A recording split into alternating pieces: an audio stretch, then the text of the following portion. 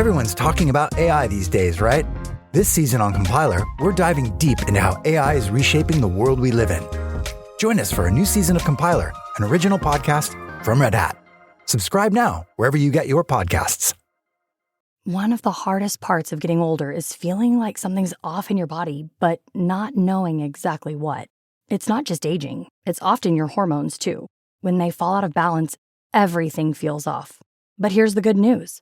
This doesn't have to be the story of your next chapter. Hormone Harmony by Happy Mammoth is an herbal formula made with science-backed ingredients designed to fine-tune your hormones by balancing estrogen, testosterone, progesterone, and even stress hormones like cortisol. It helps with common issues such as hot flashes, poor sleep, low energy, bloating, and more. With over 40,000 reviews and a bottle sold every 24 seconds, the results speak for themselves. A survey found 86% of women lost weight, 77% saw an improved mood, and 100% felt like themselves again. Start your next chapter feeling balanced and in control. For a limited time, get 15% off your entire first order at happymammoth.com with code NEXTCHAPTER at checkout. Visit happymammoth.com today and get your old self back naturally. Coming up on episode 327 of Wheel Bearings, we got the GMC Canyon AT4, Jeep Renegade, and the Honda Civic. Also, finally got the first deliveries of the Tesla Cybertruck. The IRS says no tax credits for EVs with Chinese battery parts. Connecticut is pulling back on their plan to ban internal combustion engine vehicle sales. There's a new generation Leaf coming out of the UK, and it might be a small crossover. Detroit has a stretch of road that'll charge your EV, or charge some EVs at least. And Atlanta wants to ban drunk drivers and street racers for life. All that and more coming up next.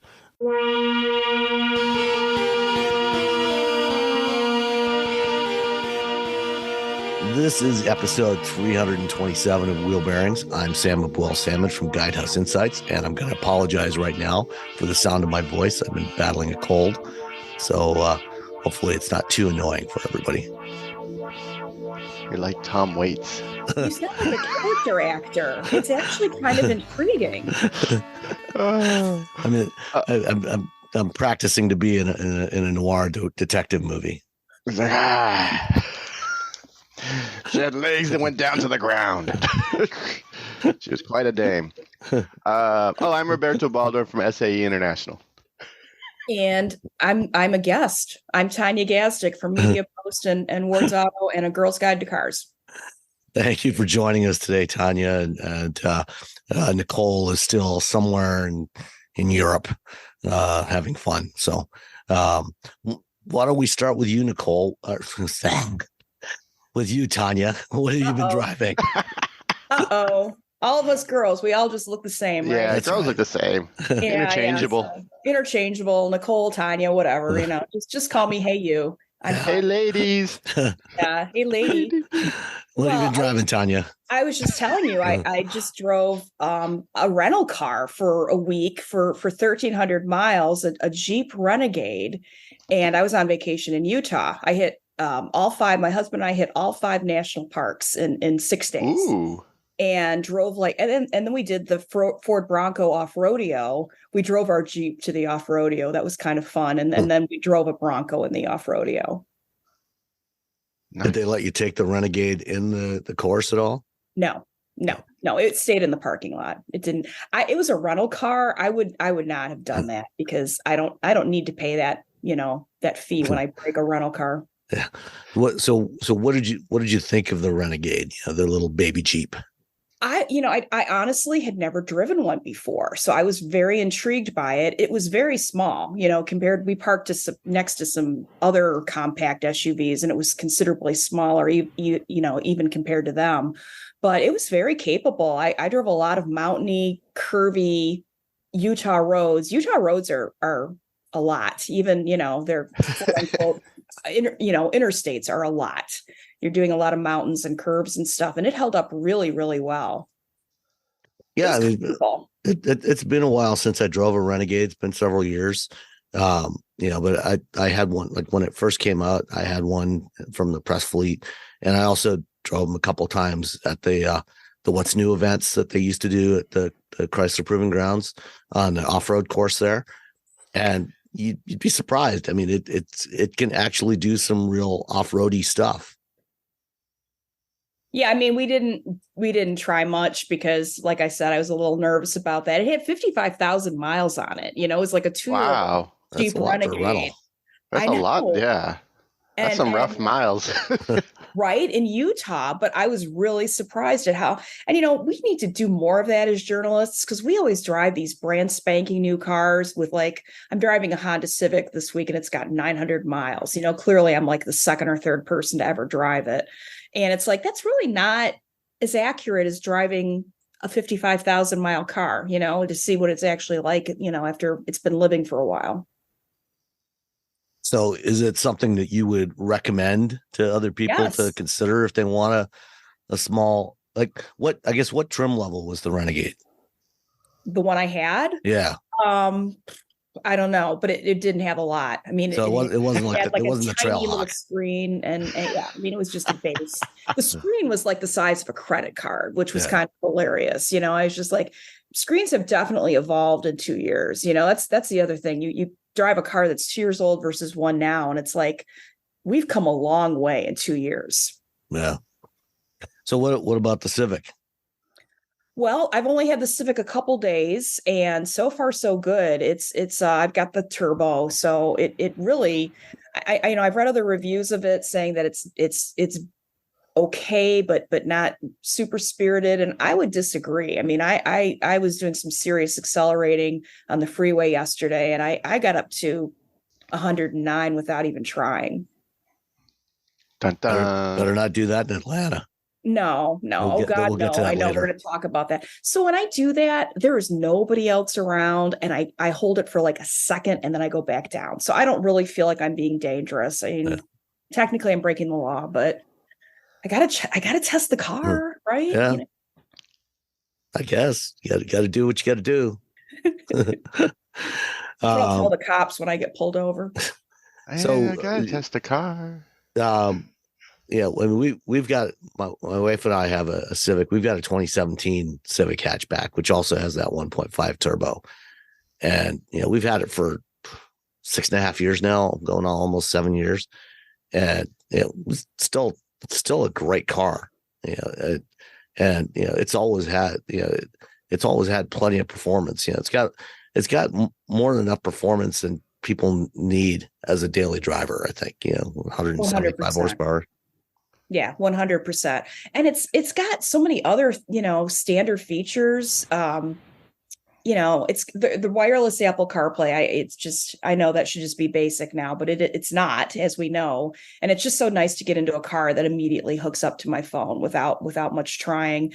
And the trunk is huge. Like, we went to Tractor Supply and Target and filled that thing, and it's got a nice button that you push, and then you can push down the back seat. So I bought a new snow shovel, so I had to do that to get it through, and it's got a huge amount of cargo for a little car. And we didn't have the hatchback, we just had the sedan. Yeah, that's my my only complaint with the sedans, in that size class, is the trunk opening. It tends to have a lot of trunk volume, but the opening tends to be kind of small, and that's why I prefer a hatchback if we can find one, just because it's so much easier to load big stuff in the back there. You fold down that back seat and you can load in whatever you need back there. Yeah, I mean, we weren't loading anything huge. It was just nice to be able to put the shovel in, pretty easily. Yeah. All right. What about you, Robbie? What have you been driving? Nothing. Nothing?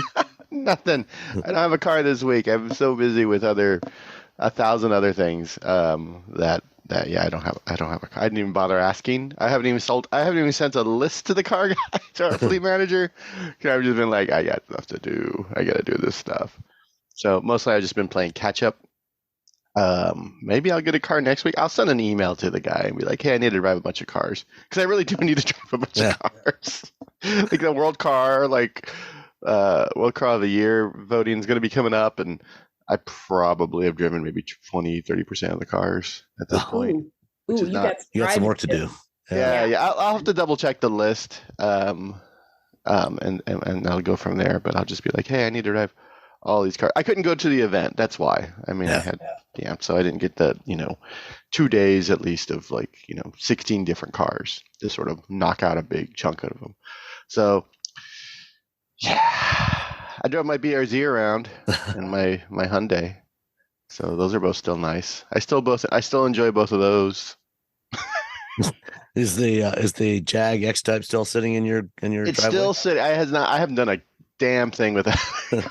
It's been like months. It's been months, and every time I walk out, I'm like, oh, I gotta fix that car and give it to the neighbor. I'm literally just going. I think I'm just going to give it. I'm just going to fix it and give it to the neighbor, or trade them for like food, or like McDonald's, gift certificates, or not even. I don't even like McDonald's. That's. I was gonna say, does it work at McDonald's? What's with the McDonald's? No, I don't know. There's one nearby. There's a Wendy's too. I don't know. Maybe I can just trade them for. I think he has a couple drum sets, but I already have a drum set. He's also a musician, so I'm like, well, what? But I have too many. I have too many things. Well, the guys at TFL did a video last week. It's titled "Snow Season's Here." You can buy these 4 ridiculously cheap all-wheel drive cars right now, and it was one at $1,000, $5,000, $10,000, and $15,000. And the $1,000 one was an X Type. It's an X Type. See, you can get it for $1,000. So maybe I should sell it to my neighbor for $500. There you go. Although I suspect yours is probably in a little bit better shape than the one that they had in the video, which was missing a grill, it had no shifter knob. Oh wow! No, it's got all its bits. It's even got the leaping kitty cat. Oh yeah. All right. It's even got the leaping kit. That's a big thing. People keep asking me, does it still have the? I'm like, yeah. They're like, yeah. That's the only thing people care about when I talk about that car. Does it still have the hood ornament? I'm like, yeah. Yeah, you can stab a person when you run them down. That's right. Now, it doesn't retract. The hood ornament doesn't go down. No. This is 2004. That kind of technology was like. You're Richie Rich for that sort of thing. All right. Well, I had 2024 GMC Canyon AT4. So this is the GMC version of GM's new generation midsize trucks. And like the Colorado. It is just ever so slightly larger than the previous generation. It's only an inch longer, but it's got a couple inches longer wheelbase, so it's got slightly shorter overhangs than before. And interesting, unlike Toyota on the Tacoma, which is keeping multiple different body styles, GM and Ford have both cut back to just doing a crew cab. So there's no more extended cab versions of the Canyon like there was in the previous generation, which is actually probably fine for the most part, because the extended cab, they had flip down rear seats, the jump seats in there, but anybody but a small child couldn't actually fit in there. So it was basically only useful for storage if you just flip up the seats and just use it for storage. But it's like the 90s when they started putting little cabs and Toyotas and stuff. Yeah. You're like, you gotta sit back there. Oh wait, my friend from high school, his dad sold the patent to the seat in the back of the Nissan of the hard body. The tiny little seat. Yeah. The jump seats back there. I just remember that. That's it. That's my only helpful bit of advice. Yeah. It's not helpful at all. The one downside though to not having that extended cab version is now there's only one bed option. You used to have if you wanted a longer bed to store stuff and you didn't really need a back seat, you could get that extended cab and have a longer bed, have a 6 or 6.5 foot bed. Now there's only one bed size, which is a 5-foot bed, which is, if you leave the tailgate down, it's actually fine. You can haul a lot of mulch with that. The AT, and it's frankly, for most people, that's actually the right size. Most people don't need an 8-foot bed. If you need an 8-foot bed on a regular basis for hauling sheets of plywood or drywall, things like that, You're a contractor. You're a contractor. You're probably driving an F-150, an XL, a single cab, or Super Duty or something. So the AT4 is a decent all arounder. It's a little more off roady version of the Canyon. So there's several different trim levels. There's the Elevation, which is the base level, the AT4, which is a little more off-roady. It's got a couple of skid plates on there and a 2-inch lift, factory lift, and a little bit wider track with the wheels. There's the Denali, which is the luxury version. And then there's the AT4X, which is a luxury off-roader. So it kind of combines the Denali and the AT4 in one. And also this year, there's only one engine option in the Canyon, and also in the Colorado. There's only the 2.7 liter turbo 4-cylinder that was introduced on the 1500s a couple of years ago. Unlike on the Canyon the Chevy Colorado, the Colorado, they offer a couple of different power levels with that engine. So the base one's got, I think, 270 horsepower, and the high output version's 310. The GMC, since it's a more premium brand, only offers the high output version. So it's 310 horsepower, 430 foot-pounds of torque, 8-speed automatic transmission. It's got plenty of power for this size of truck. The truck's not exactly a lightweight, but it's got more than enough performance for whatever you would want to do with this thing. So, I didn't really get a chance to do any off-roading with it. But one thing I did notice, driving it mostly on the street, is it's the ride quality, even though it's got a 2-inch lift on it, and all-terrain tires, it feels really comfortable. It does a good job of, letting the wheels move around, but keeping the body under control. It never feels bouncy. Doesn't feel like it's got a lot of body roll when you're going around corners. There's a stretch of highway near me that has this kind of slight sine wave to it, like a low frequency sine wave that on some vehicles that are too stiffly sprung, you get this bouncing motion that is very uncomfortable. Makes you start to feel ill after a few minutes. That's not a problem for this one. It's got just the right mix of spring rates and damping to keep everything under control. The infotainment system in this one is GM's new Android Automotive based system. So it's a 13-inch center touchscreen display with all the Google Automotive services built in. It does, because this is not an EV, it does still have support for CarPlay if you want to use that, and you can use that wirelessly. It's the weirdest decision. I can't get over it. If you're a Google user like I am, you can just go, tap on the Play Store, log into your Google account, download your apps. You can run everything right on there. You never have to connect your phone at all if you don't want to. Everything's right there. Google Maps, Google Assistant, all that stuff is built in. The seats are quite comfortable.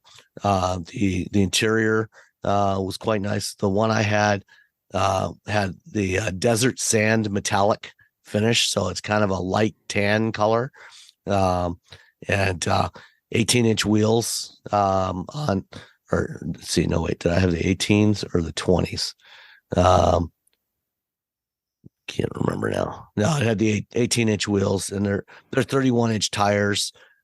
So it's not a huge amount of it's got a decent amount of ground clearance, but if you want to go do any serious off-roading, you probably want to step up to the AT4X, or at least get some bigger tires on the thing. You got four-wheel two-speed transfer case, a 4-wheel drive low,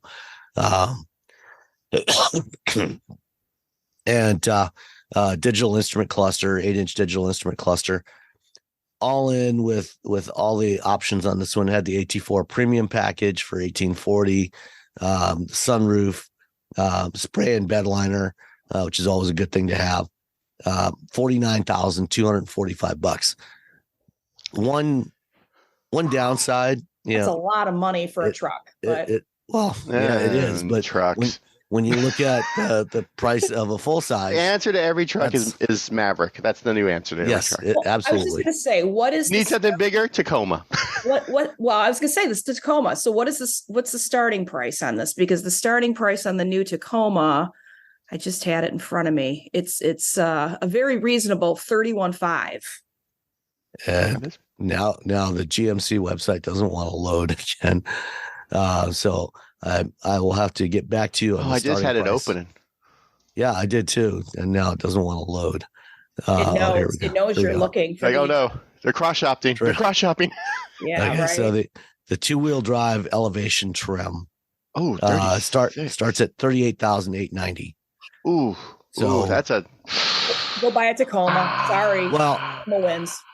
Keep in mind, this is for the GMC. GMC is it's the premium, the premium grade. You like can the also Lexus Tacoma. Yeah, you can also get the Chevrolet Canyon, which is the same truck for several $1,000s less. What did you say the starting price was in Tacoma? 31,500. Yeah, I think the Canyon starts somewhere, or the Colorado. Sorry, I keep getting them mixed up. The Colorado 2-wheel drive starts at $29,200, so it's actually cheaper. Oh wait, you can get the SR for $28,600 for the Tacoma. Okay, just the base for the 2024. Oh wait, this is 2023. I'm sorry. Yeah, Ignore me. 2024. Ignore me. Yeah. I just drove the 2024, and it starts at 31,500. I haven't driven the Tacoma in 100 years. So it hasn't changed until now. So they rolled them out right before the LA Auto Show, so it's kind of convenient. So yeah, I mean it's not cheap. It's also not particularly fuel efficient. It only averaged 17.5 miles per gallon during the week I had it. It's rated at 17 city, 21 highway, 19 combined. And like I said, I got about 17.5 out of it. So if you're looking for a fuel efficient smaller truck, get a Maverick. Otherwise, for a midsize, it's not a bad choice. And frankly, most of the others aren't going to be much better in terms of fuel economy, especially, if you get the higher output engines. I'm not sure I don't know if they've published fuel economy for the new Tacoma yet.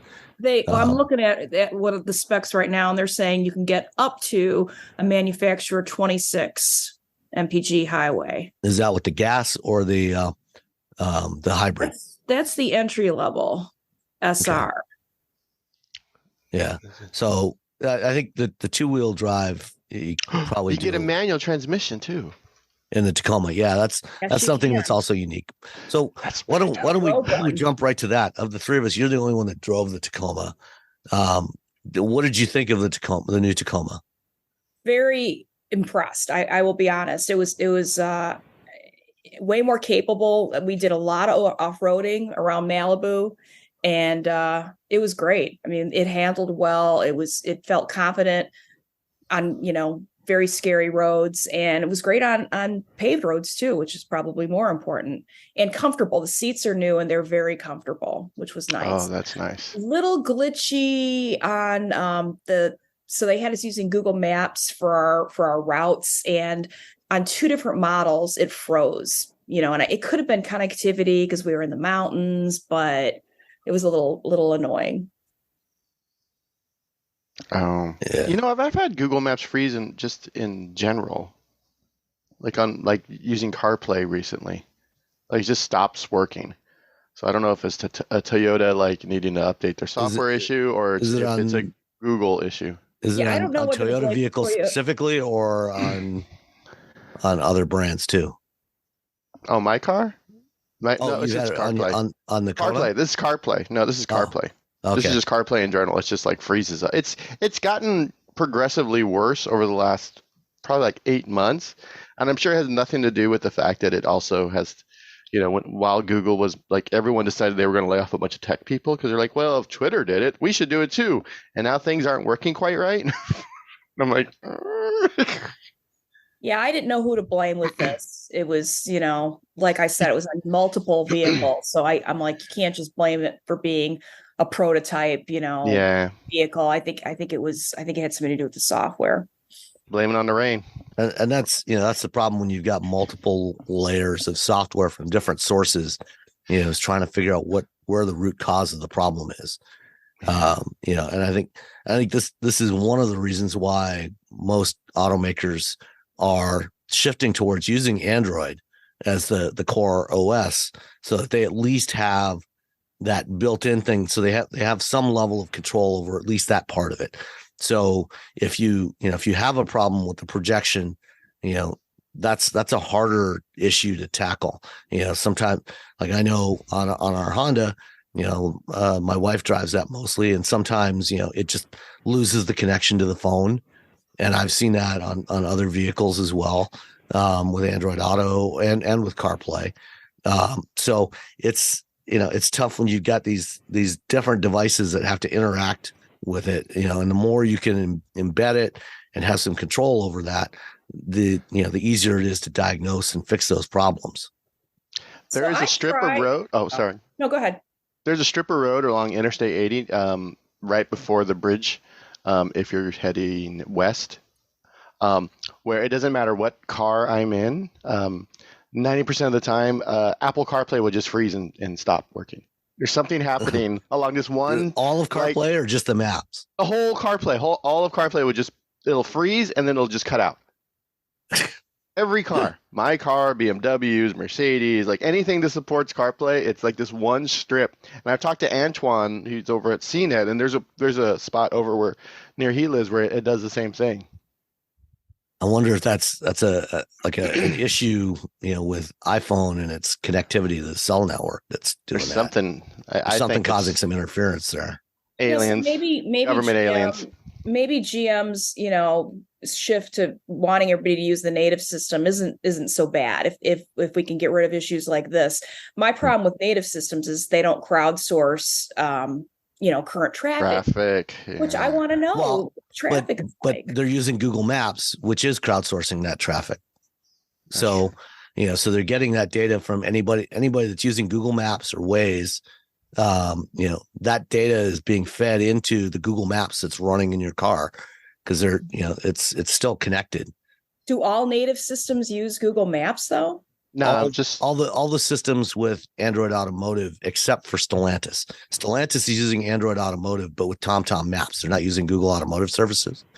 But like Volvo, GM, Honda now, Ford is going to be launching theirs soon. Nissan is launching theirs soon. And a bunch of others are all adopting, and even Porsche recently announced that on the next generation Macan, they're going to have Android Automotive with Google Automotive Services built in. And so if you're using Google Maps in there, it is getting that crowdsourced data. Okay. Well, I had to use the Tesla native system when I rented a Tesla out in LA, and I didn't mind it, not having access to Waze and Google Maps. I lived for a week without it, but I did miss knowing where the traffic was and where the cops were, because Waze tells you, police reported ahead, and I can't tell you how many times that saved me. Driving around 109 miles an hour everywhere. I kind of need that police reported ahead thing. So it's important. Getting back to the Tacoma for a minute, one of my complaints about the previous generation Tacoma, especially like the TRD Pro version, was the suspension always felt kind of soft and floppy, and it never felt very well controlled. And I'm wondering how that felt on the new Tacoma. It felt great. I mean, we in a variety of situations. So on the freeway, on city roads, on off-roading, it always felt, I wouldn't say stiff, but it wasn't floppy. It felt controlled, appropriate. Yeah. All right. It's not a sports car; it's a pickup truck. So yeah, you gotta kind of temper your expectations a little bit. Sure, but I mean, you want a decent amount of control, so that it doesn't feel like it's just kind of wandering all over the place. Which when I drove the old Tacoma, that's what it felt like. It just felt like it It wasn't controlling what the body was doing. I thought was the issue is that it was the old Tacoma. Yeah, well, it was. Toyota is very much like, you know what, we're just going to sit on this for, I don't know, 15, 20, 25, 30 years. Especially with their trucks. Not so much with their cars, but with their trucks. They definitely if it ain't broke, don't fix it. Yeah. That's their whole, even if it is kind of broke. And to be fair, the Tacoma has still been the best-selling midsize pickup of all. It sells like twice as many as the next closest one. Oh, so, yeah, it's kind of crazy. All right, cool. Anything else on the Tacoma? Any other thoughts on that? Well, to answer your question, I'm just kind of looking at the tech stuff, and they said, one leap forward for the new generation is a fully redesigned coil spring multi-length rear suspension. Yeah. Ooh. So that improves the overall ride and handling tremendously, especially on and off road, cornering. All right. Excellent. Smartphones have gotten way more expensive over the past decade, and all it takes is one impact on a hard floor to make you wish you had spent a few bucks to put a case on it. Going online without ExpressVPN is like not having a case for your phone, and it only costs a few dollars a month. Nicole, Robbie, and I travel a lot for our work, and we spend a lot of time in hotels, coffee shops, airplanes, and of course the Delta Sky Club. Connecting to the Wi-Fi in any public places with shared Wi-Fi puts your data at risk because bad actors could be intercepting what you send and using it to steal from you. It only takes some cheap hardware to intercept Wi-Fi data, and even a smart preteen can do it. Hackers can make up to $1,000 per victim selling personal information on the dark web. ExpressVPN stops the bad guys by creating a secure, encrypted tunnel between your device and the internet. ExpressVPN uses state-of-the-art encryption that would take a supercomputer up to 1 billion years to crack. I have ExpressVPN on all my devices, including a MacBook Pro, Windows laptops and desktops, and Android and iOS phones and laptops, or tablets. When I want to be secure, I just launch the app, click once to connect, and my data is secure. As I said, I travel a lot for my work, and I have to connect to countless public Wi-Fi networks in many countries. I have ExpressVPN on all my connected devices so that whoever else is on the same network can't see any of my data. That's important because I often have to check banks, credit card accounts, and transmit client data that might be sensitive, as well as filing articles on news that might be under embargo. ExpressVPN protects all of it, and I've been paying for my own account for years. Secure your online data today by visiting expressvpn.com/wheelbearings. That's expressvpn.com/wheelbearings, and you can get an extra 4 months for free. expressvpn.com/wheelbearings. Between client meetings, managing your business, and everyday tasks, who has time to worry about website hosting? With Kinsta's managed WordPress hosting, you don't have to.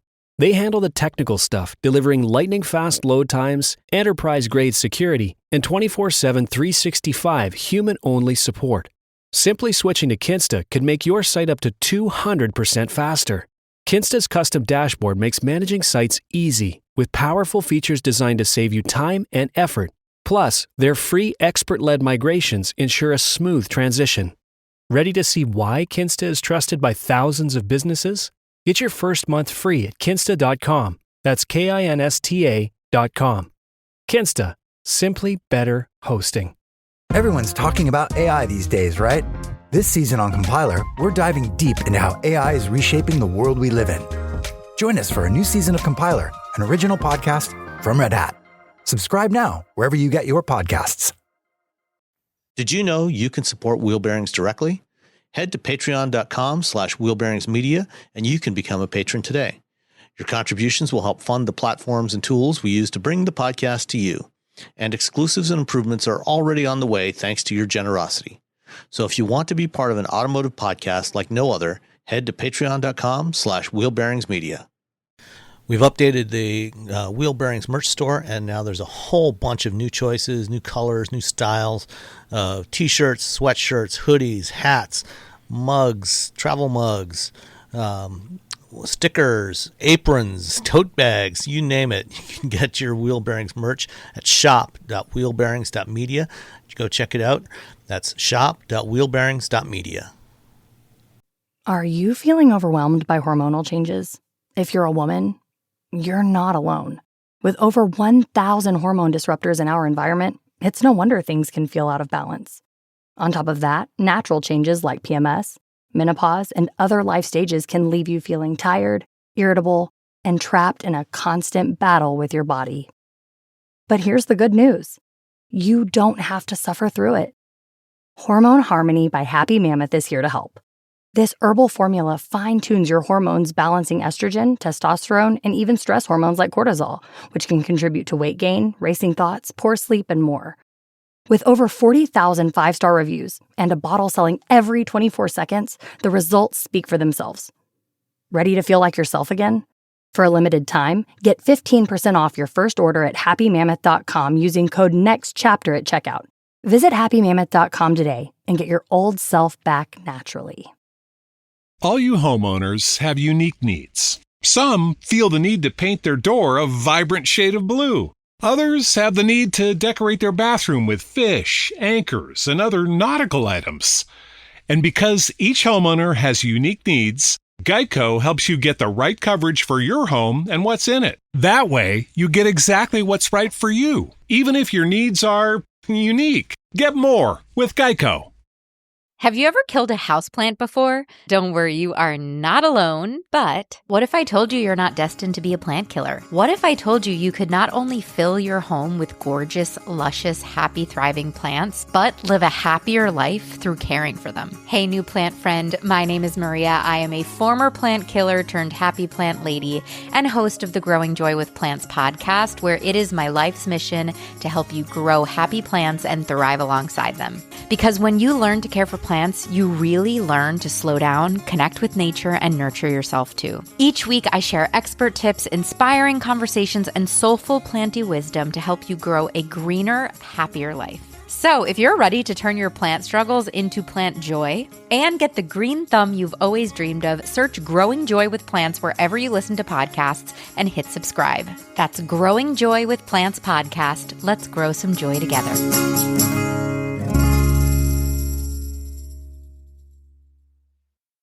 All right. Well, there was another truck that finally got into the hands of a handful of customers this week. Some people got it. A few people. A few they people. They didn't get to drive it away. They got it, though. Yeah. They got to take possession and then climb into the passenger seat. Including among those was Alexis Ohanian, also known as Mr. Serena Williams. He was one of the 10 that got a Cybertruck this week. So that's who it was. I was like, man, I know that guy. almost 4 years to the day after they first showed it, and Franz von Holzhausen smashed 2 windows with a steel ball, trying to prove how bulletproof they were. They finally handed out some customer Cybertrucks. Well, this time they gingerly threw a baseball at it instead. Yes, yeah, a very bouncy baseball, by the way. Yeah, I was like, come on, just don't do it. Just don't. There's no need to do with that. I think I have a feeling that Elon said, you're going to do this or you're fired. I mean, that's a lot of things that happens at Tesla, to be honest. Yeah, I know. So, now that we have some actual specs on the production version, it's $30,000, anywhere from $20,000 to $30,000 more expensive than what was announced 4 years ago. It's got less range. They said the 3-motor version was going to have 500 miles of range. It's actually only got 320. And with Tesla numbers, that means that it's probably a little less than 300 in real world. It's smaller than the original concept. It's about like 10 inches shorter. So what do you think of this thing?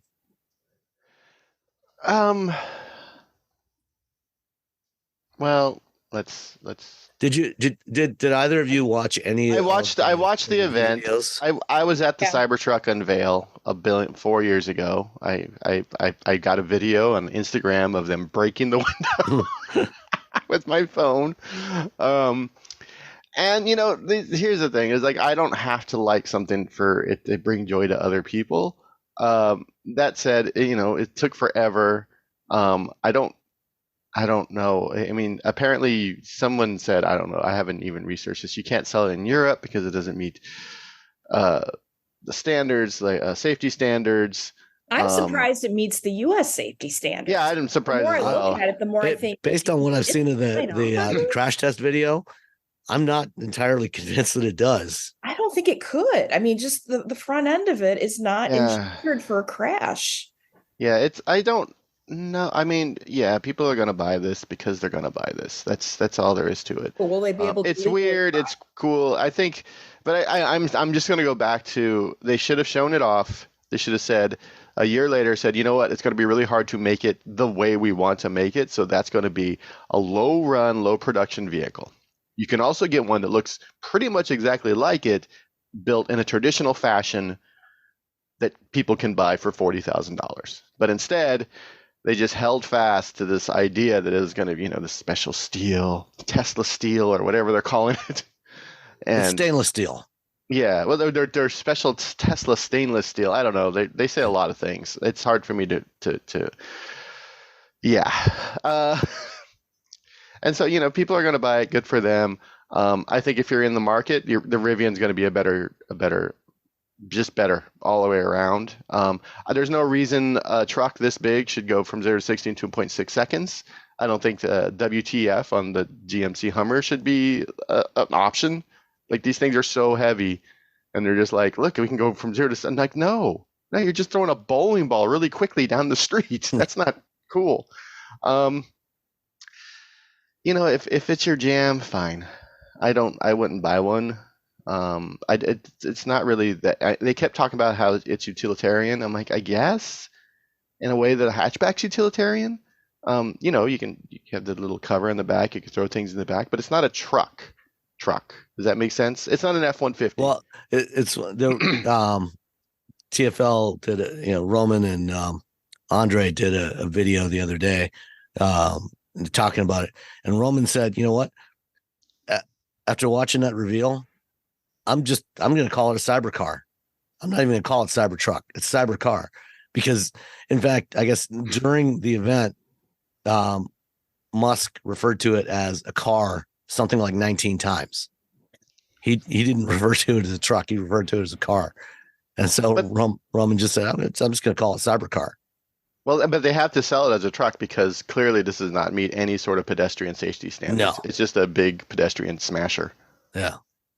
And with those sharp edges on the front, I would not want to get hit by this thing. No. It's just a polygon machine. Yeah. Which again, I mean, you want a polygon car, cool, but there's like, it's unlike anything else on the road. I'm like, yeah, but so's the Ioniq 5. I'm like, settle down, buddy. Well, Elon is still saying, at first he said 250,000 a year. He's backed off of that and saying now, he told Joe Rogan that they're aiming to sell 200,000 annually. It's like, I just don't even know how that I can't see them selling that many. Well, I can't see them building that many, to be honest. Or building that many. It's just too hard. Which is why they're now offering $1,000 to anybody with a reservation to buy another Tesla instead, which I think is really telling. Right? Oh, really? Oh, that's If you're on the Cybertruck reservation list, you can get $1,000 discount if you buy any other Tesla through the end of the year, I think. Oh. And just FYI, I was just checking. Alex Ohanian did not actually have a reservation for a Cybertruck. Elon just called him up and said, "Hey, do you want one of the first?" And he said, "Yeah, sure, I'll come out." And so he came out and he filmed it. And then he's got this Instagram following of how many people follows him? Crazy amounts. 812,000 people follow him on Instagram. That's not even that much.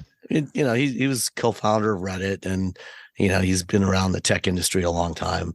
And he did a nice video of getting getting to drive, ride in the vehicle, as you said. They didn't actually get to drive. One thing that I thought was funny was, everybody was talking about, it's got no door handles, and Elon had to open the door for everybody to get in because they couldn't. It's got the exact same system that's on the Mustang Mach-E and the Cadillac Lyric. You just press the button right there by the door, and there's a little piston that pops the door out a couple inches and you grab it. It's not that hard, I don't like those. I want a door handle. I don't care how cool the car is going to be without it. I want if there is a problem, I want a firefighter to be able to open my damn door and not have to be like, wait, what's going on? Right, 100%. I don't want a first responder to like, then we get the owner's manual up on YouTube trying to figure out how to open the door of my vehicle. I don't care how much cooler it is if it doesn't have a door handle. I know that at least on the Mach-E and the Cadillac Lyriq, they actually have super capacitor in the door so that there's enough energy. So even if your battery is dead or disconnected, whatever, there's enough energy to open the door at least twice.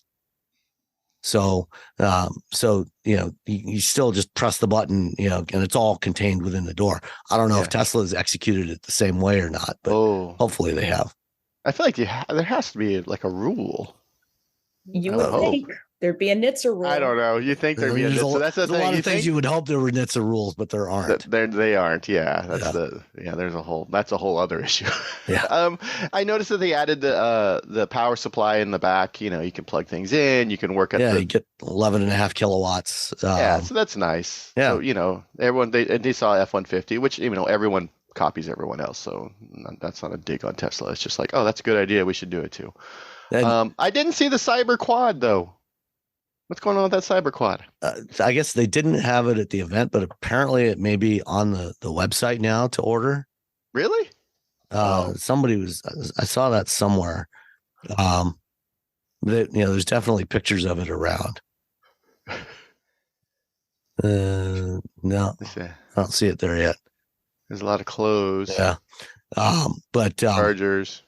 The other thing, is with the visibility out of this thing, when the power tonneau is closed, you have zero visibility out the back, which, is not necessarily that big a deal, if you've got camera mirror system.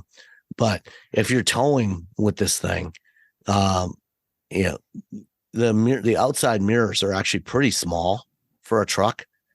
And, this thing, has 11,000 pound towing capacity, but, none of the influencers that got a chance to actually do, some initial, first drive reviews that were posted this week, had an opportunity to actually do any towing with it to see how the truck handles. You had Jason Camisa for Haggerty, racing this thing around a track, against a go-kart.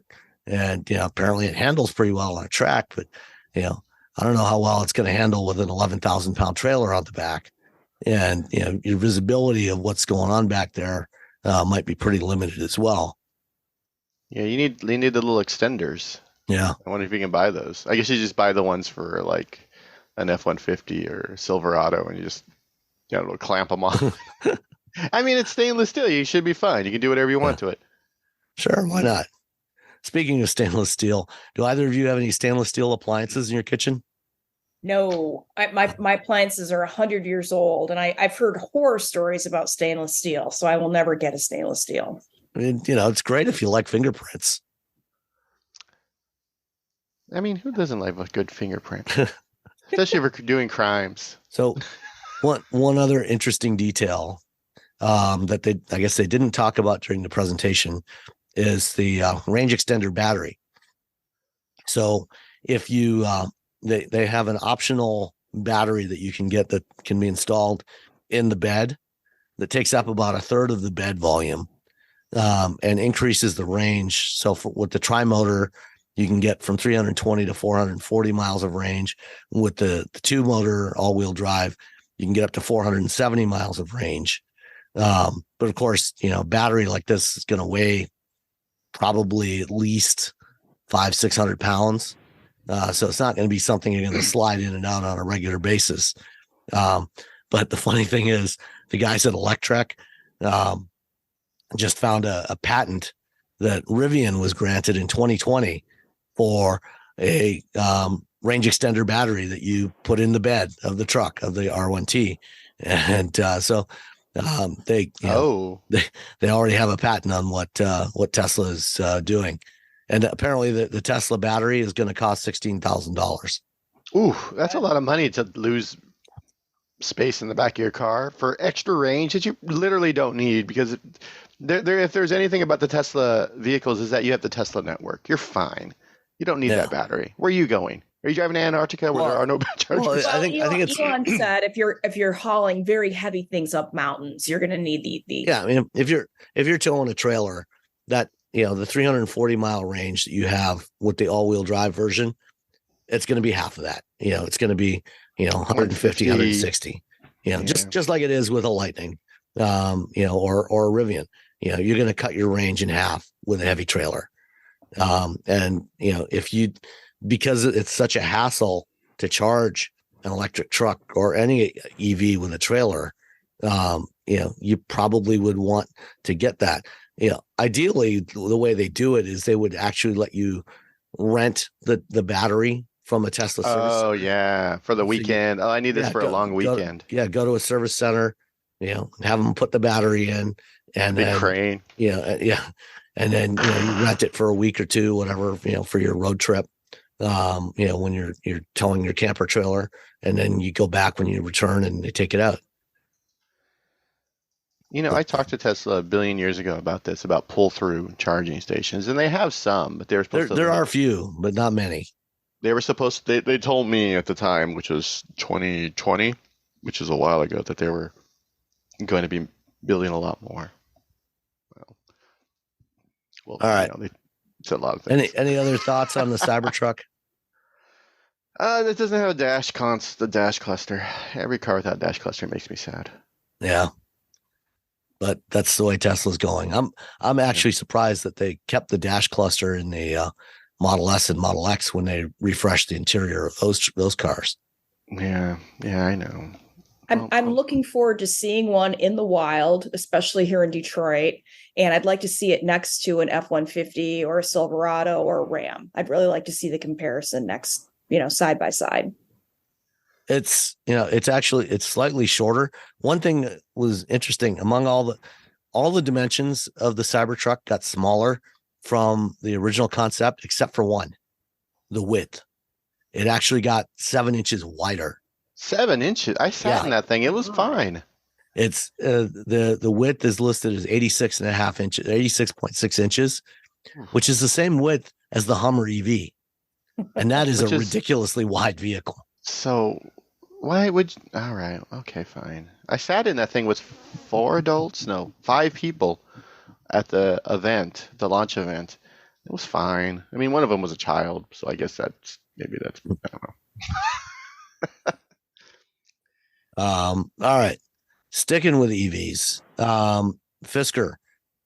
Is anybody? Neither of you have had a chance to drive a Fisker Ocean yet, have you? No, I have not.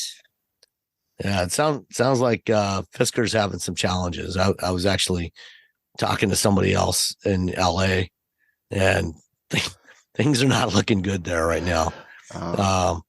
They just announced this week that they're cutting their production target for the year for second time to just over 10,000 units. Originally they were targeting 13 to 17,000 units. They dropped it to 10,000. Apparently because they're trying to conserve cash. Because if you build vehicles, then you have to pay for the parts, and if you're not selling them, or if you're selling them at a loss, then you're going to be burning cash. Yeah, you got inventory, you got storage. Yeah. So they're having some challenges, and it looks like it might be they might be in line for a rerun of what happened to Fisker in 2013. Well, I mean, I feel like they sort of made a lot of the right moves, but I mean, right now, with interest rates are so high, and you're like, oh, I'm gonna buy a car. You're like, you know what? Nah, I'll just wait. I'm good. Has anyone ever renegotiated their car? Refinanced their car loan? Yeah. I mean, we refinanced our house, our mortgage during COVID because it went down. The interest rates went down. But yeah, I don't think anyone's. So when you look at a car, you're like, well, I'm going to be paying how much an interest for, okay, I'll just stick with the car that I have there's now. There's no I'll reason you wait. couldn't. I mean, Yeah. you probably, Yeah. I think most people, at least on new car loans, finance through the captive financing arm of the automaker. Yeah. But I mean, if you go to a bank, I'm sure, you could probably get a new loan, to pay off the old loan at get a new loan at a lower interest rate to pay off the old loan. But the car would be less, you'd probably be slightly underwater Mm-hmm. with the loan, because cars depreciate more than, a house. And so you'd probably have to make a big balloon, like a big payment, in order to get the loan. To get at least back to break even. Yeah, the break even. Yeah, well, yeah, it's tough buying a car right now, because now everyone has cars, but now the interest rates are kind of. Well, and this when you're you're a new company, and you're like, okay, if I got to pay a lot of money for a car because of interest rates, am I going to go with Toyota, or am I going to go with Hyundai or Ford, some companies that I know, or am I going to go with some new company? And you're just like, I think some companies are recognizing that and are offering, very specific deals. A friend of mine just got a new Equinox, and Chevy Equinox, and she got a ridiculously low interest rate. What did she say? $500 rebate, 1.9% APR financing, employee pricing, and Costco had an additional $1,000 rebate for members on the exact vehicle. So. Yeah, and that's usually like through the captive finance arms of the automakers, like GM Financial, Ford Credit, Honda Financial. They can get away with doing those sorts of things. Usually, if you go to a bank or if you're buying a used car, it's a different story. Yeah, those interest rates are much higher. Around 7 to 8% on average right now for new cars, and upwards of 10% on used cars. Yeah. All right. Batteries. One of the challenges with buying an EV these days. Yeah, I've been talking to a lot of reporters over the last month or so about, why are EV sales down? And to be honest, they're actually not down. EV sales are up. Market share is up. EV market share in 2022 was 5.5%. This year it's 7.4% through October. And we're on track. We're just shy of 1 million vehicles through the end of 1 million EVs through the end of October. This is going to be the first year that we sell over 1 million EVs. There's only a couple of manufacturers that are actually down. Ford, Volkswagen, of the majors are down on EV sales this year. Everybody else's EV sales are actually up. So, and there's more EVs available. So, that's not the problem, but, they could be growing faster. A lot of people were expecting it to grow faster, but they're still growing. And a big part of, I think, why, especially this right now, why a lot of people might be holding off on EVs is waiting until after January, when you can get point of sale tax credits. So cash on the hood, bam. Instead of waiting till the following year to claim that $7,500 tax credit on your tax return, after January, you will actually be able to get that when you buy the car. So for the first time, it'll actually lower your monthly payment, which is a big thing for most people. Interest rates are a big factor in that monthly payment, and how much you actually have to pay. And if you can get that $7,500 off, then that lowers your interest, your monthly payment significantly. And I think we'll potentially see a bunch of people buying EVs in 24 that were just waiting.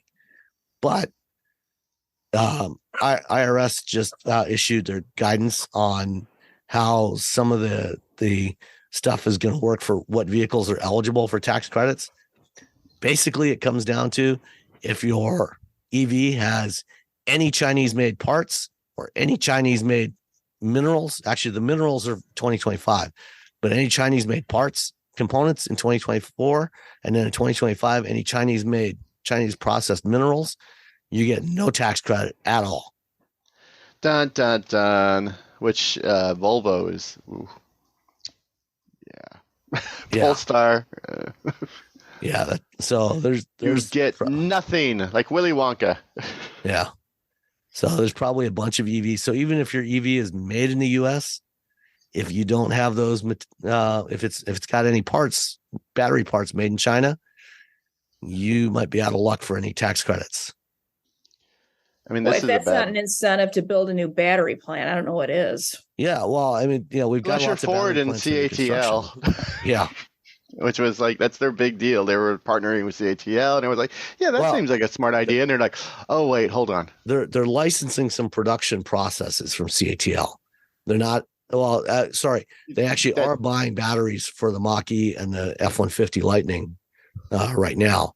So those will no longer be eligible. Wow. Dun, dun, dun. And it doesn't help that people in Congress are losing their minds over the factory. And so they What about leasing though? Is this just for buying? You still get the lease. You still get the lease. If you lease, it's a different story. You will still. Leasing is the way. Yeah, it doesn't apply if you lease. So for most of the manufacturers, they're doing the tax credit pass through on the lease, and that's what Volvo's doing. When I talked to Russ Datz in LA, he said that's what they're doing with the EX30 and the EX90 is they're passing through those lease tax credits.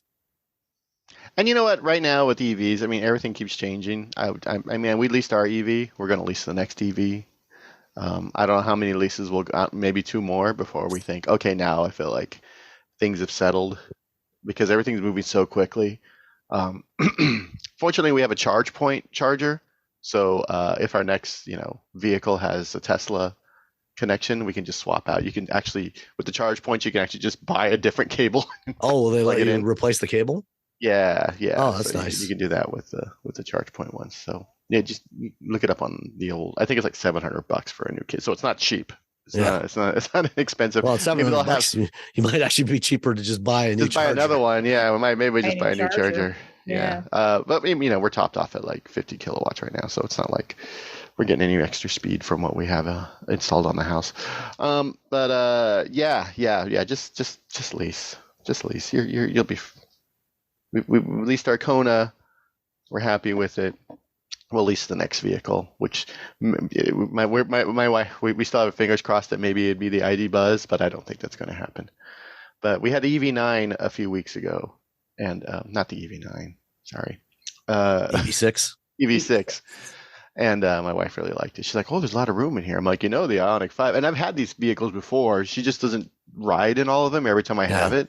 So in my brain, she's been in the car already. She's like, oh, this is kind of nice. There's a lot of room in here. There's lots of room for the dogs. It's bigger than our Kona. And I'm like, well, there's another one that I kind of like more. It has a little bit more room and it's squarer. So we'll get more. She's like, so we might end up with another Hyundai. You can fit more drums and amps and stuff in there for your If you could, can you band it? That's the whole thing. Can you use it for a band? Tanya, I know you've got a heart out. I do. I'm sorry. Thanks for joining us, and hopefully we can get you back next week, maybe or the week after, because Nicole's still gone for a couple more weeks. Lucky Nicole. Yeah, we'll keep referring to you as Nicole as well. That's fine. I'm good with that. I can be Nicole. The part of Nicole will be played by Tanya. Our voices aren't too different, so we could do that. Yeah. All right. Well, thanks. You guys have fun. I'll talk to you later. Bye. Bye. All right. So Connecticut.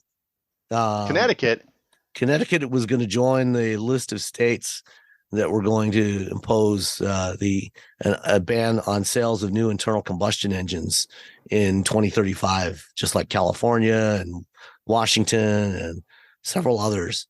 But apparently there was a bunch of pushback, and the governor this week, a couple days ago, said, "Yeah, I think we'll wait on this. We're not going to do this right now." It's so far away. People think 2035 is like 2025.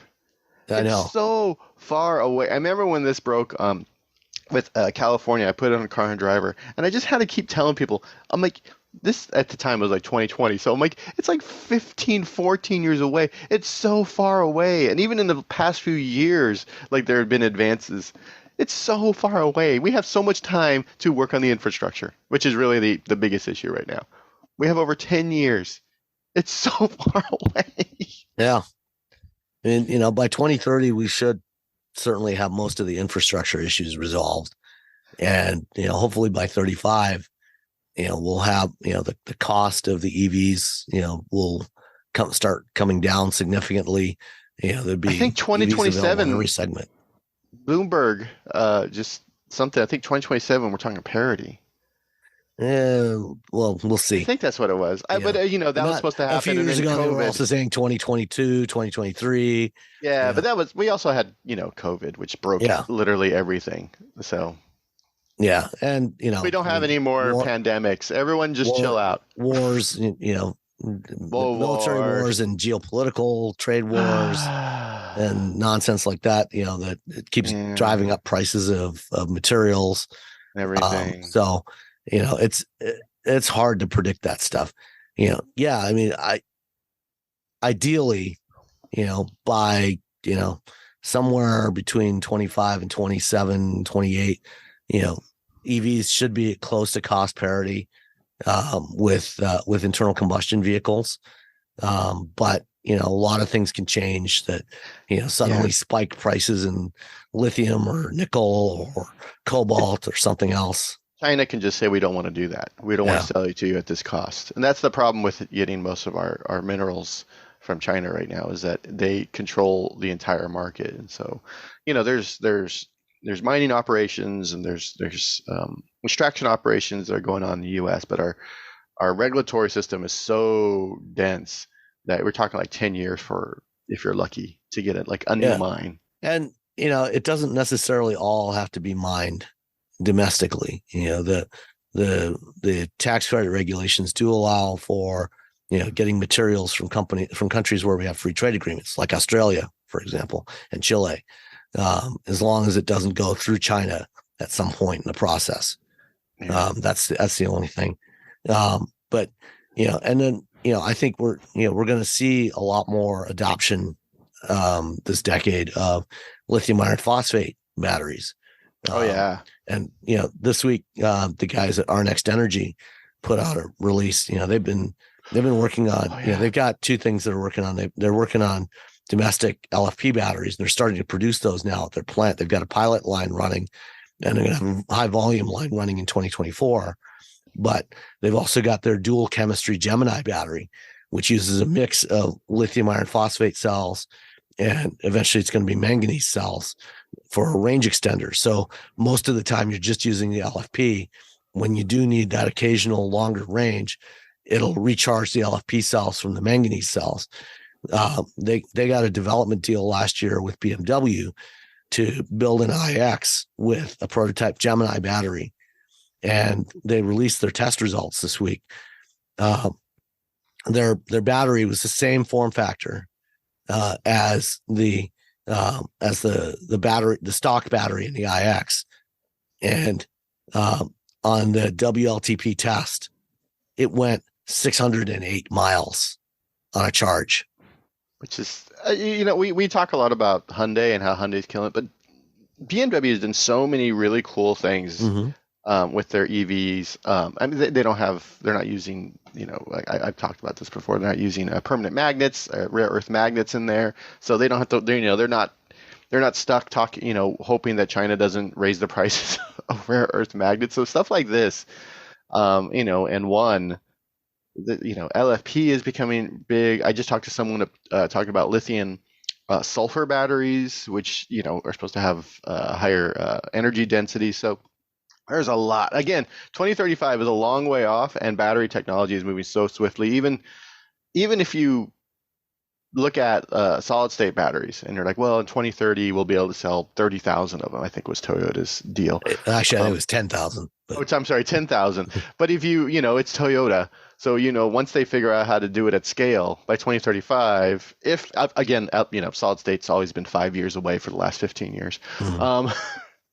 But if Toyota pulls it off by 2035, you're just going to have a solid state battery in every Tacoma, every Tundra, every Corolla, every Prius, everything that they make.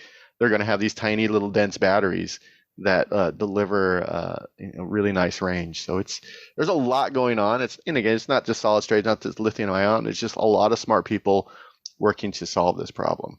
Yeah. And, BMW is also working with Solid Power, another company doing solid state batteries. They recently got their first shipment of test cells to test in a vehicle. So, there's definitely progress being made. That's why you lease. Yep. All right. So, a couple of years back, Nissan put out a concept called the Chill Out, which is a little smaller crossover. Looks a lot like an Aria, but smaller and a little smoother. And this week there was a story from Automotive News, and I think it was also in Autocar in the UK, that Nissan has said that their plant in the UK at Sunderland, their assembly plant there, in the next couple of years, they're going to be launching 3 new EVs, including an electric version of the Juke, next generation Leaf, and also something else that they haven't announced yet. But the Automotive News is speculating that the new Leaf is going to look a lot like the Chill Out concept. That'd be dope, to be honest. I like the Chill Out. It's like a weird little, like, it's higher than it probably should be, but it looks like a micro machine. Yeah. Everyone who used to remember micro machines. It looks cool. It looks fun. Not quite as crazy as the concepts that they showed in Tokyo last month. Yeah, it's a bit more production ready than what they were showing off, which is that's what people should be looking forward to, is something that they were like, oh, this, but a little bit less, wacky, as opposed to this and a lot less wacky, which is, what we've been seeing. We saw in LA. Yeah. Apparently, though, along with this, the production of the Leaf in Smyrna, Tennessee, is going to be ending when the current generation finishes out around by 2025, which is unfortunate. But Nissan has said that they're going to be building 2 new EVs at their Canton, Mississippi plant, which is where they built the Titan today. One there's going to be a pair of electric sedans, one for Nissan and one for Infiniti, which is going to be based on the Vision QE concept that we saw in Tokyo. For the Smyrna plant, because they have a battery facility there as well. Like, are they just spinning down that entire plant? Well, so the battery facility, the battery plant there was originally. That was a joint venture. It was AESC. It was a joint venture between Nissan and NEC. Nissan bought out NEC's stake, and then they sold 90% of AESC to Envision, another company. And so Envision AESC is continuing to run that plant, and they're also building a couple of other new plants here in the U.S. One in Kentucky that's going to supply batteries for Mercedes-Benz in Alabama. And then another one in South Carolina that's going to supply batteries to BMW in Spartanburg. So it's not clear what the plan is for the I've reached out to battery plant. I reached out to them about this plant, and I've heard they do not like talking to the press at all about anything, even if it's good news. Like AESC is just like, well, we don't need to talk to you. Yeah. So it's unclear right now what the plan is for the Smyrna battery plant. The assembly plant, the vehicle assembly plant, is still cranking along. They build Altimas and Frontiers there, along with the Leaf, and they'll be building. The Rogue. I think the Rogue is built there as well. Eventually, all the Nissans are going to have some sort of electrification inside of them. So yeah, definitely. I'm sure that plant will be continued to. At some point, they're going to need those batteries that are being built like next door. Right. And so, maybe it'll produce batteries for the Canton plant for the 2 cars built there, or something else. We'll see. But the third electric model they're going to build in the UK is the Qashqai, the next generation Qashqai, which is the previous generation Qashqai was sold here as the Rogue Sport. And the new generation Qashqai is not currently being sold here, but the next one is going to be electric, and that's going to be built in Sunderland as well. Well, that's good for the UK. Yeah, at least somebody's building something there. Yeah, exactly. They must have figured something out on how to make it work for them. All right. Detroit has a road that can charge your EV now, or at least a little bit of road. The idea of dynamic wireless charging has been around for a long time. It's a cool idea. The idea that, you got wireless charging now for your phones and other devices. You just put it on a pad and it starts charging. And, electricity's been around for a while. You can, they have wireless charging on a few cars, where you just drive in, park your car over a pad and it charges the battery. But, this is one of the first public roads that has a wireless charging system built into it. So that as you drive down the road, it can charge an EV. And so in Corktown in Detroit, there's a 1/4 mile stretch of road. So basically about, 3 or 4 blocks, where they've built in a charging system into the road, and they're testing this with some vehicles, driving over it. Ideally, if you could do this, you could get away with smaller batteries because you don't have to go to charging stations. Your car just gets recharged as you drive down the road. But we'll see how effective this actually is. It's, on freeways, if you're stuck and you're just moving a little bit, that makes sense. You lose a lot of power to heat with these, if you picked up your phone from when it's using the wireless charging versus just plugging in, it's a bit hotter. So that's an issue. And then of course the cars have to support it. So that's the other thing. Generating the power though, if you set up the road, I think they have this in France, like something where as you're driving on it, like the vibration creates electricity. Maybe that's there's been some interesting ideas around that. Yeah. So I don't know if it generates enough, but if it generates enough electricity to be self-sufficient, so as you're driving over it, it'll charge your vehicle even just a little bit. And there's been ideas of having solar panels in the road, so you're basically driving on the solar panels. Solar panels, that seems like a bad idea. That's not a that's not going to last. And the problem with even if you're regardless of where you're getting the electricity from, having the wireless charging system embedded in the pavement, especially in Michigan, if you're not from Michigan, springtime in Michigan can be very treacherous for your tires, because we get a lot of freeze and thaw cycles over the course of the winter, and you get a little crack in the road, water gets in there, and the next time it freezes, it pops out a big chunk of pavement.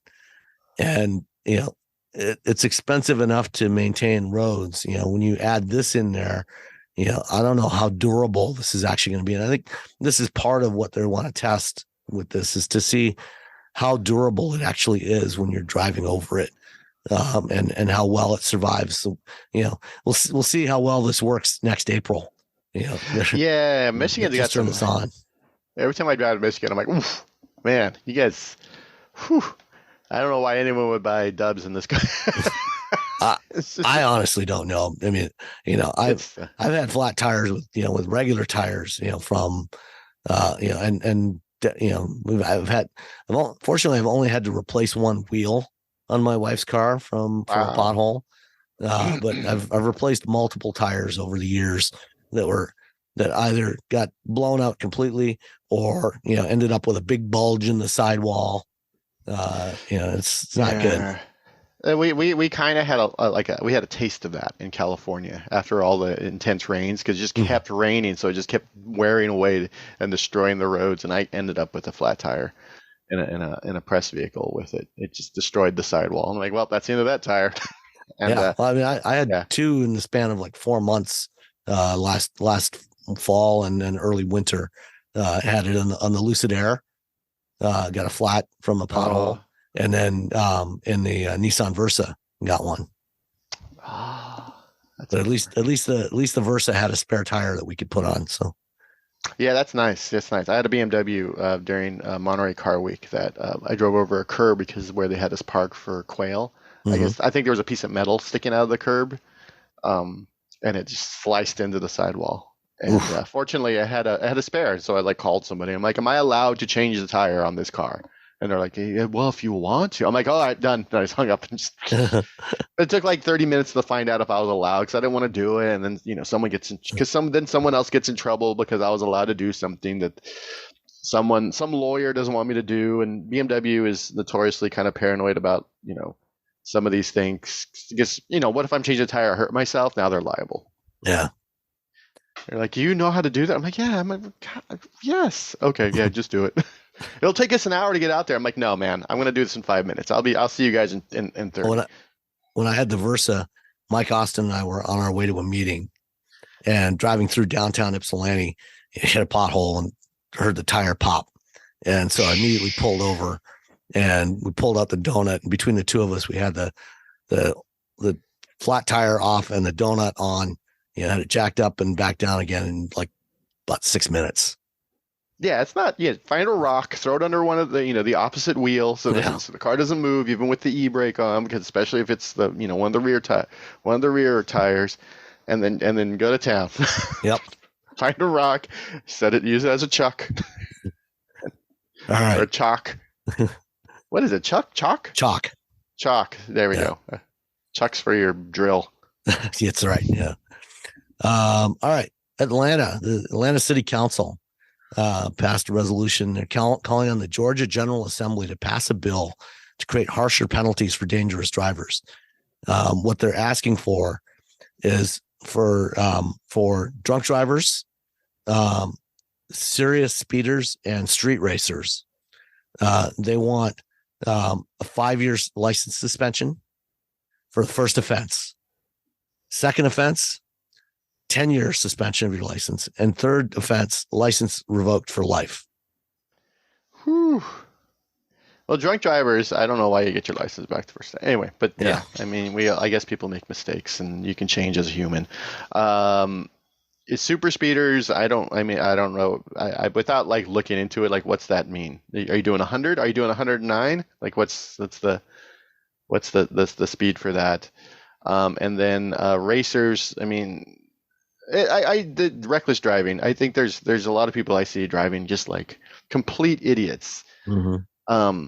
But let's say you're at an event, you're out like, let's say you're watching other people race. Do you because you're there? They're like, well, you were at the event, so you're a reckless driver. So now it just seems like it's really tough to.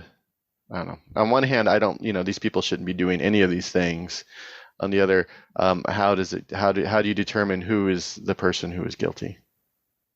As long as I guess it's equitable. Certainly for some of these things, for street racing, shouldn't be racing. You can figure out who's guilty. Street racing. And just don't do it. Don't race. Don't race on. You can go to a track. Most places, especially Atlanta, has a track. Everywhere you go across the U.S., there are drag strips. They have. Test and tune nights. You can go nights, there. Yeah. Just go to your local drag strip. It's a lot safer. Something goes wrong. There's emergency personnel on hand there. They've got fire equipment. They've got your mom can watch you. Your mom can come out and watch you. Go to your local drag strip or go to a track day if you want a road race. Do not do this on public streets. It's dangerous. It's stupid. I love to drive on the track when I get a chance. It's a lot of fun, but it's not something you should ever be doing on public roads. So it's definitely keep it to off-road conditions, and I think if you are doing this on public roads, I actually don't have a problem with you having your license revoked for life. Yeah, no, it's. I'm looking. Okay, so I live in Northern California, notoriously expensive, just mind-bogglingly expensive. If you can go to Sonoma Racetrack, which is like 30 minutes from my house, if you want to do a drag strip, it's $35 if you pre-register. If you're a high school kid with a high school ID, it's $20. Yeah. For $20, you can take your car, your parents, or whatever money. You can take whatever you got usually to these test and tune nights. And you're bracket racing. You're racing against the clock. And it's actually a lot of fun. Bracket racing is a lot of fun. Because what you're doing is you're measuring your response time, but also your consistency. So you go out when you set a time, and then you set how close you're going to try and get to that time, and so you're not necessarily racing directly against the person in the other lane, but everybody's racing against the clock. And it's really challenging. It's actually a lot harder than it looks. It is. Yeah, because you're trying to time that green light. Yeah, it's not as simple as just stomping down on the right pedal. You actually have to time everything just right, and getting a good launch, and especially if you got something with more power, and getting a good launch. You're just going to get sideways. Yeah, it's really tough. It's a lot harder than people think. Yeah. But there will be 2 to 3 runs before the first round of eliminations. So for $20, you're a senior in high school, and you got like a Mustang GT that your parent, your dad gave you or whatever, that he used to drive while listening to Vanilla Ice. And you can do 2 to 3 runs in your dad's drop top Mustang GT for $20 and for $15. And it's, if it's spectators is $15 at the gate, and then special events are $20. So for $20 you get it, and then you make your parents pay $30 so they can come and see you, or your boyfriend or girlfriend or whoever, your aunts. Have your auntie come out. Anyway, tracks. Go to the track. Yeah. It's not it's really not that expensive. There's racetracks all over the country, usually within a couple hours drive. And you know what else is also great fun? Autocross. Autocross events everywhere. And again, dirt cheap, and you can run anything. You don't have to have safety equipment, and it's all about your skill as a driver and maintaining momentum in the car. So the first time I went autocrossing with my daughter, there was a young woman there that was driving an early 2010s Ford Focus. This beater Ford Focus, and there was all kinds of stuff like that. And you're running against the clock, and it's so much fun. It's and you can do that, and you're not putting others in danger. So if you have a Challenger or a Mustang with the live axle, because those things are horrible at cornering. You do the drag. If you have a Miata or a Ford Focus, you do go to an autocross and do the autocross. There's something for everyone. There's probably some off-roading things you can do. Yeah, I mean here in Michigan, there's all kinds of club racing tracks like Waterford Hills and Gingerman Raceway on the west side, and these are all over the country. And I think if you go to find the site. I think it's Motorsports Registration. You can find events near you. I'll find the site and put it in the show notes. Yeah, motorsportreg.com. And it's run by Haggerty. And it's the world's largest motorsports event calendar. So you can put in, your location, and it'll show you all the stuff that's available, for everything from autocross to bikes, motocross, drag racing, road racing, whatever you're interested in, for whatever kind of vehicle you've got. And you can register on there, and, it's all done under safe, controlled conditions, so, you don't do this on the street, please. You can just pay someone not even a lot of money. Yeah. That's the crazy part. It's not like, oh man, we're going to have to pay $700, $800. Nope. Yeah. Nope. I mean, for an SCCA autocross day, if you're not an SCCA member, it's like $50, and you get half a dozen runs, and it's a great time. All right. And with that, we don't have any questions today. I do have an interview that I recorded at the LA Auto Show a couple weeks ago with Mike Evanoff, who's head of product planning for SUVs, and we talked about the new Santa Fe and some other stuff, including the deal with Amazon, and how you'll be able to buy your Hyundai off of Amazon.com next year. And it was a good conversation. So stay with us and have a listen to that. And we will be back next week, and hopefully my voice will be back to normal next week. Bye. Let's talk about Hyundai. Okay. New Santa Fe. Yep, here. absolutely. That's as far as product, that's big news. But yep. In a way, it's almost not necessarily the most interesting news. But we'll get to that in a minute. So the new Santa Fe is quite a departure. Yes. For Hyundai, both from a styling direction and kind of the product has evolved as well. Over the last three generations now of Santa Fe, there's been quite an evolution where you had two Santa Fe's. Yeah, 2 and a 3 row. Yeah, 2 and a 3 row. Then you dropped the 3 row, went to a 2 row only, and now you've grown that back to a 3 row again. Can you talk about that evolution, how that's transpired? Yeah, I think as the we've got a full SUV lineup, all the way from Venue, Kona, Tucson, Santa Fe, and Palisade. And I think when Santa Fe originally came out with the 2 row, we knew obviously Palisade was coming, and that was going to be our 3rd row. And with the success of Palisade, and with Tucson getting so much larger in the last generation, we wanted to move Santa Fe a little bit larger, and by doing so, gave it enough room for the 3rd row, make it standard. It's a very usable 3rd row. I mean, it's a it looks like there's decent amount of legroom. Yeah, it's not an emergency jump seat like sometimes. So the car did get bigger, about 2 inches overall length and 2.5 inches in height. Wheelbase also about the same amount. So that allowed for the room. We made the engine, we no longer have the 2.5 normally aspirated engine, that's gone, and 2.5 turbo is the standard engine, that's the base engine, which makes sense from a size and everything standpoint. I think Santa Fe just kind of grew up a little bit, and it's still 6 inches shorter than Palisade, so there's still room for Palisade at the top. But Santa Fe, I think, supports it nicely and allows Tucson to operate in its own space now too as well.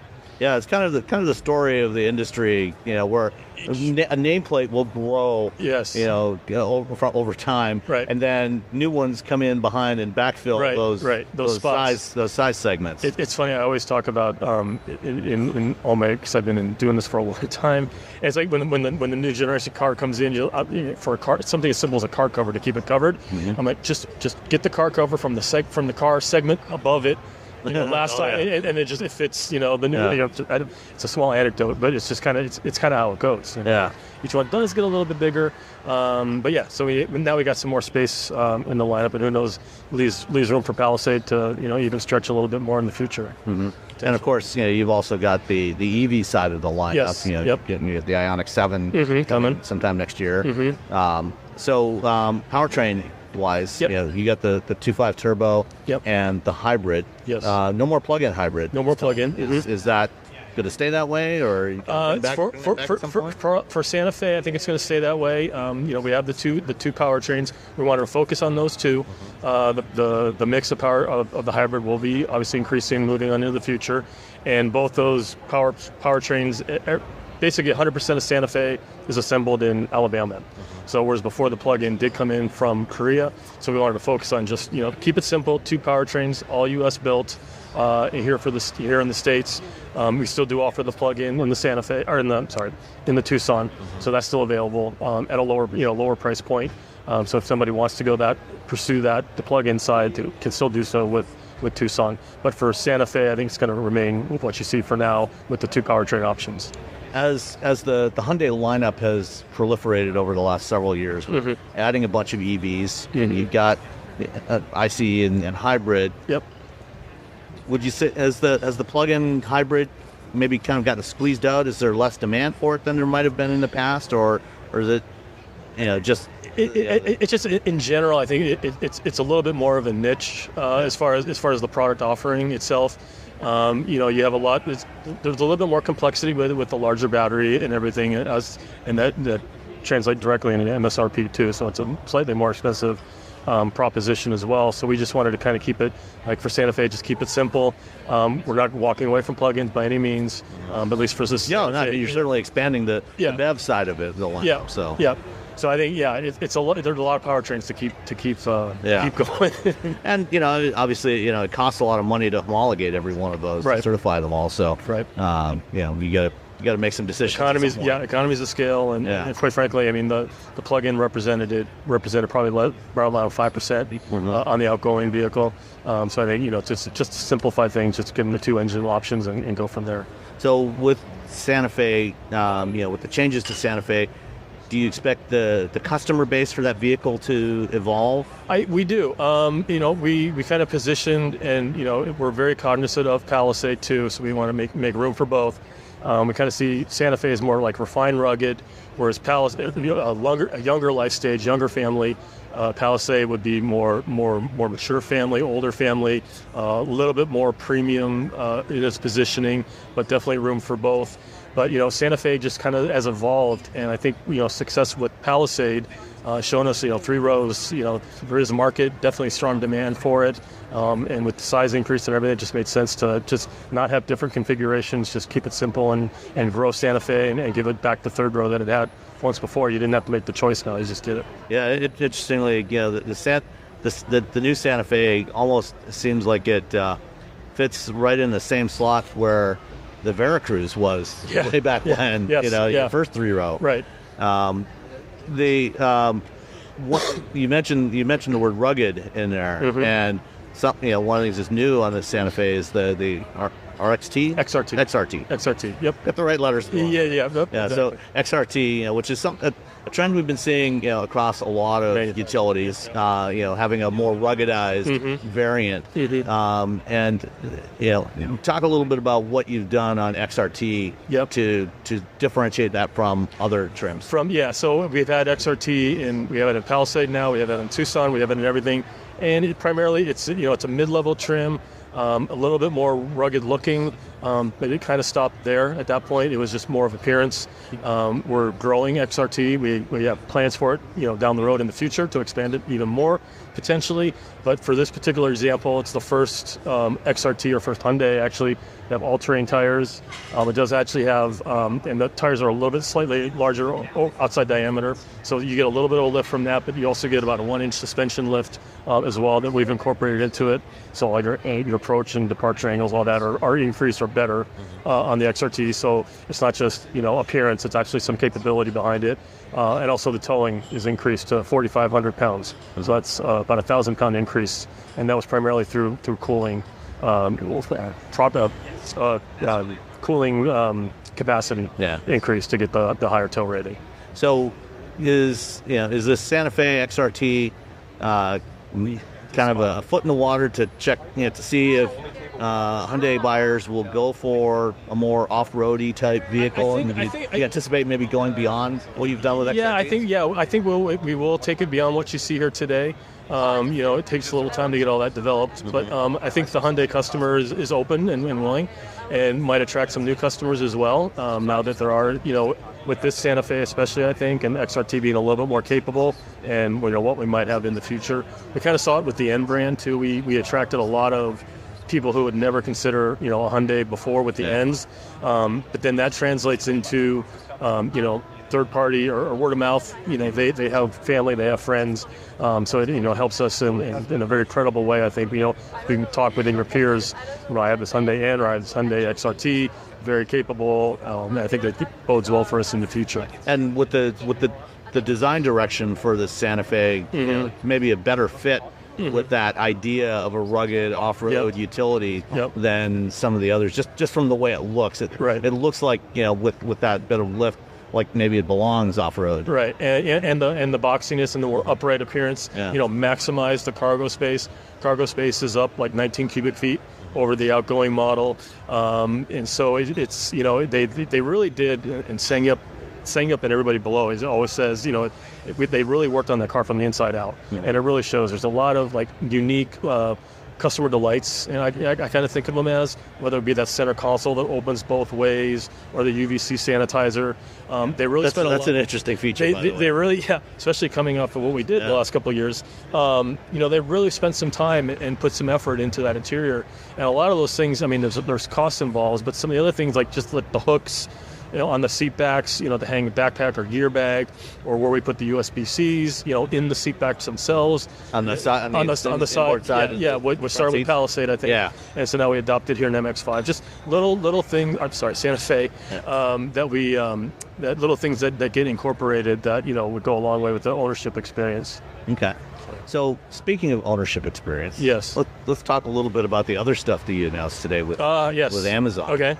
That's I mean, you had a relationship. Hyundai's had a relationship with Amazon for a while now. I think 5 years. You were the first brand to introduce Alexa skills in your vehicles that support. Yep. And now you can go on Amazon.com and you'll be able to buy your Hyundai, or at least order your Hyundai through Amazon. Look at inventory. How did that come about? I think the relationship. I'm not directly involved in it, but the relationship goes back to like 2018 when we were on their. You could shop for a Hyundai on the website. Because I know I checked. I was along with reviewing our websites, I ended up reviewing the Amazon websites too, because we had a relationship with them. I think just over the years, the relationship has expanded now to this level, where you can actually order the car, work with the local dealer to facilitate the order, deliver to the home if necessary, however they want to arrange it. It just seemed like a natural progression for the two to continue to work together and move forward. Yeah, and so with this process, customers can go in, configure their vehicle on Amazon.com, basically place the order, and then it gets routed to a local dealer. Or I think they'll be able to see local inventories as well, like an inventory search through the Amazon site to see what's available, and then start the buying process or how the whole transaction will work. It's still yet to be determined. Ultimately, but they won't be delivered by an Amazon Rivian delivery van. No, I don't foresee that. Unless the local dealer, you don't get it next day through Amazon Prime. No, but Prime. I don't think that's going to be the case. But something. As long as it's in stock, I'm sure the dealer will make every effort to make it happen for the way the buyer wants it. Do you think that is going to be a big part of Hyundai sales? Potentially. I mean, we've come so used to it. Yeah. Amazon is just second nature. Only like 6-7 years ago, it kind of started. It'll be interesting to see how it progresses and how it pans out, what the percentages are, what the mix is. But I see it's a good way to start that conversation too. And we still want to keep the dealers involved. So that kind of bridges that gap a little bit too, to make that transition a little bit more what they're used to, I think. With the whole buying process. Okay. Yeah, the whole retail process is unique to the United States still, but but it's also evolving quite a bit. Yes, it has to. In part, out of necessity, obviously over the last 3 years, but also, it started even before the pandemic. Yeah. Kind of Tesla kind of triggered that with doing direct sales, and now the whole industry is trying to adapt, and it's interesting to see this approach of adapting to online sales. Yep. Yeah, it makes sense. And like I said, we've been involved with Amazon for quite some time. So it's we're proud to be the first manufacturer to be available through Amazon. It'd be good. So I think the Santa Fe also has, I believe, the new operating system supports OTA update. Supports OTA update. Yeah, the new head unit architecture. We refer to it as CCNC. Right. Both connected car navigation. Connected car. Cockpit is in there too. But yes, something along those lines. But yes. Yeah. So that launched in Kona. It's also now in the new Sonata, which had a pretty big refresh recently. And yes, it's coming to Santa Fe as well now. And this will also have the new version of BlueLink. BlueLink Plus. Yep. All 24. BlueLink Plus launched on 23 Ioniq 6, which I also launched. But yeah, every 24 model year from there on out, all has BlueLink Plus. Okay. So it's included. And I don't know, can you talk at all about the EV side of things? A little bit, yeah. The Ioniq 6 I have. So, okay. So how's that been going for... So Ioniq 5, Ioniq 6, we're well received. Ioniq 6 is in both of them, as far as media accolades and World Car of the Year and on a fantastic we're very proud of all that. There's a lot of... And also a finalist for an accolade. Yes, exactly. Yep. Looking forward to that. So we, it's very well received. Dealers have been happy. I think, from a product standpoint, we do have the limitation of not having the support, of the tax credit that some manufacturers do, and we're working very hard. We have a plant opening next year. We're full speed ahead on that to alleviate some of that. Though that bit a little bit of a hurdle, but still, I think we're now the all combined Hyundai Kia Genesis number 2 in EV sales for 2023. So I think it's focusing out real well. Very well. Right. And you've got some fantastic product out there. Yep. Both the internal combustion hybrid and also electric side of the business. So and now we're adding performance to that EV sector. So I look forward to you driving that. Yeah, I'm looking forward to it too. It's going to be interesting. Some of the things that they've done on the Ioniq 5N. Like the simulated shifting and the sounds. Yes, it reads a little hokey. I'll be the first to admit I was very skeptical. I prefer my traditional experience. The first time I've driven the car a few times. One of the more recent times I got to do the E-Shift with the audio feedback and everything. And you kind of really have to, after driving it for a couple minutes, I had to remind myself this is an electric car. Yeah. You can tell, obviously, from the sound. The sound itself is electronic. It's made to sound like the 2-liter turbo. It's never going to sound 100% like it. But I remember I was on a ride and drive with the engineers that came over from Germany, and they were explaining on the E-Shift work, and like each individual simulated gear has its own torque map. And the way it all interacts. I was like, after hearing them explain it, which you can't really do to consumers easily, that's to me the challenge, is how to convince people. I think it's getting behind the wheel to experience it, because it does give you that tactile, both physical and audible feedback, and that engagement with an EV that you don't really have today. Yeah, and that's an interesting comment that they were making last night at the event. That we don't just use our eyes when we drive. Yes. We use all of our senses when we drive. Or most of our senses. Hopefully, you're not tasting anything. Yeah. But certainly, you're using your ears, your sense of touch. Right. Having these other forms of feedback give you more information about what the vehicle's doing, how it's interacting with the road, right, and how you're interacting with it. Yep. And and as an example, some hybrid vehicles that are out there that aren't made by Hyundai, or vehicles with a CVT, you'll be driving down the road and the engine will rev up to a certain speed, and that motorboating effect. Right. And there's a disconnect there between what you're hearing versus what else is going on. Yes. And even though it may not necessarily be entirely authentic to an EV in terms of the way it works, having that kind of feedback, gives you a connection to what's actually happening. Right. Yeah. And the nice thing is, if you don't want it, you just turn it off. Yeah. And just drive it like a normal EV. Yeah. Which I found myself, I got to drive one for a couple of days, and one morning on the commute I would drive it just normal EV. The next morning I would drive it with everything active, and it's just like two different experiences and whatever you want. And I think that's what's fantastic, is we give the customer the option and the freedom to experience it how they want it. It's nice that we have that, because I was very skeptical about performance in EVs and the weight and everything that goes along with it, and I think they've done a fantastic job with that vehicle to give you, like I said, just you can drive like a normal fast EV like everything else, or you can really interact with it. And on the racetrack, thermal management, battery degradation is always a key thing, and they spent a lot of time managing all that to get 2 laps out of the Nürburgring. I think it's quite an accomplishment. If a car can survive 1 lap of the Nürburgring at speed, that's an accomplishment. Yeah, so and then they're have an EV do it for 2. Yep, That's good. If it's a different, they've got the sprint mode, the endurance mode, the different battery. I'm sure you heard about it all yesterday. But they really did their homework and really delivered in spades on that car.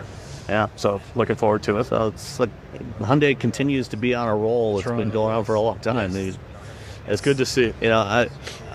I'm old enough to remember. I grew up in Canada. Okay. I'm old enough to remember when the original pony launched in Canada. The Excel here. Yeah. 85. No, before the Excel. Before the Excel. Yeah, the real pony. The rear drive pony, because that one never got sold in the U.S. Yeah. Yeah. And the inspiration for N74 and everything. Yeah. So that, the pony concept, that original pony concept from 74 was very different from the pony that got sold. That was the four-door hatchback. Yep. And it sold well because it was very affordable. Right. And that's about the best. That's about where the accolades ended for that car. Yep. But, you look at modern Hyundai, and, I tell people all the time, that they should take a look at it. I mean, there's a lot of interesting products. Yeah. A lot of work goes into that. I mean, there's a lot of people at this company that do a lot of hard work and work together to make that happen. And it's not. It seems like I'm launching a new car every 6 months, and we kind of are, literally. So it keeps us busy. Well, I'll be looking forward to driving the Santa Fe, and then the I think then the i5N. I think that drive will be in April. Okay. So hopefully in California, and we'll definitely be at a track. So stay tuned. Sounds great. All right, thanks, Sam. Mike. Thank you very much. Good to talk to you. Good to talk to you as always. Enjoy the rest of the show. Thanks. Everyone's talking about AI these days, right? This season on Compiler, we're diving deep into how AI is reshaping the world we live in. Join us for a new season of Compiler, an original podcast from Red Hat. Subscribe now wherever you get your podcasts. Owning a boat comes with a number of perks, like being able to fling your favorite fishing rod around. And here's another perk. Geico's boat insurance covers your boat and your belongings. And with specialist support from agents that are as passionate about boating as you are, there's so much value that you'll want to high-five someone. But not while you're holding your fishing rod. That's a prized possession. So hold on tight with both hands and keep it covered through boat insurance. Get more with Geico.